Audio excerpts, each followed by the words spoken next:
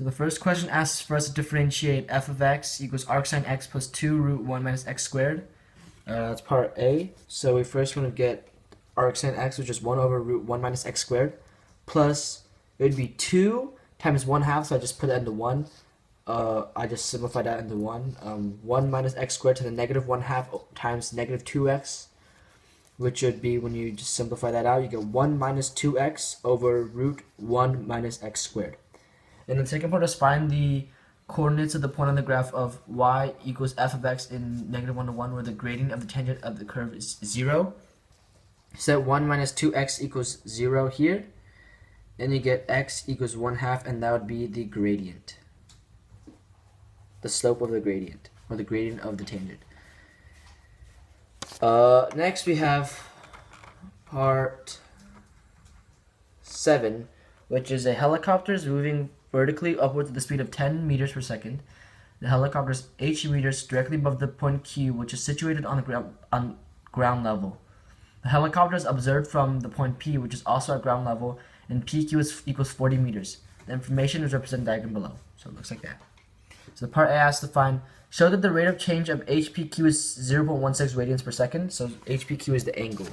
So first, we have to show that tangent theta equals h over 40. So if we differentiate that, we get d theta over dt times secant squared theta equals 1 over 40 dh dt. Then when h equals 30, we get this triangle. The hypotenuse is 50. So we plug that in this. So 1 over cosine theta equals squared equals secant theta. So you just get 50 over 40 squared. So d theta over dt times 50 over 40 squared equals 1/40th dh dt. You know dh dt is 10. So when you put that all in, you get 0.16 radians per second. Good. And then part B asks to find the rate of change of pH. So it's x squared plus y squared equals z squared, and you differentiate that, which you get x dx dt plus y dy dt equals z dt.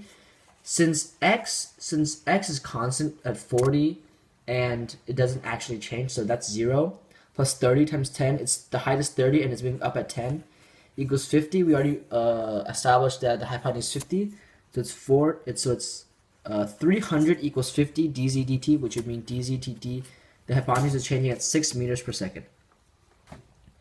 And then question B asks to find, below is a sketch of a Ferris wheel and amusement park device carrying passengers on the rim of the wheel.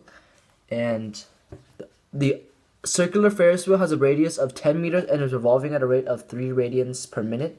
Determine how fast a passenger on the wheel is going vertically upwards when the passenger is at point A, 6 meters higher than the center of the wheel, and is rising. So first we draw this diagram here. We have a triangle at 6 and then 10 is the radius, so we know that. And d theta over dt equals 3.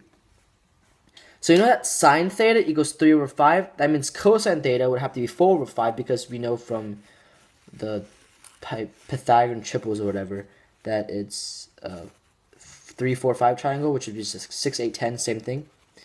So you get d. So if we differentiate h over r, if we establish h is this height and r is the radius, the hypotenuse, you get d theta over dt equals times cosine theta equals r dh dt. That's all 0 because the radius is not actually changing. It's always 10. So we get 3 times 4/5 equals dh dt times 1 over 10 because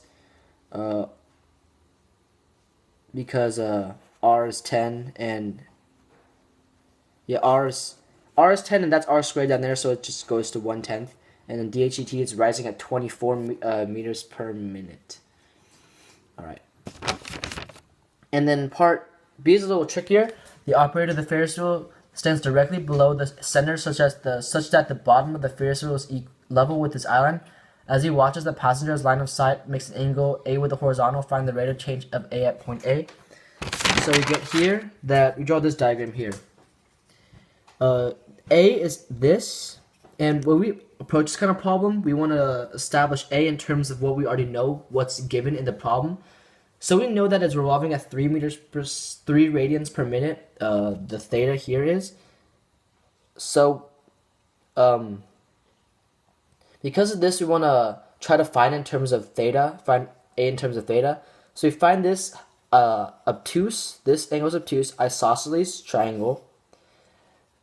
We want to find this angle because as we know A is complementary to this angle, so we need to find this angle. This angle is literally just pi, which is the sum of the angles of the triangle. Pi minus theta plus pi over 2, because that's theta and that's pi over 2 right there, times 1/2 to find one of these angles. And then the complementary, pi over 2 minus A. So we simplify this side out, equals 1/2 pi over 2 minus pi, minus theta. So here we multiply both sides by 2. Pi minus 2a equals pi over 2 minus theta. So pi over 2 plus theta equals 2a. A equals pi over 2 plus theta over 2. So we've differentiated that, we get d over dt equals 0 plus 1/2 d theta over dt. And since we know that d theta over dt is 3, we just get d over dt equals 1.5 radians per minute.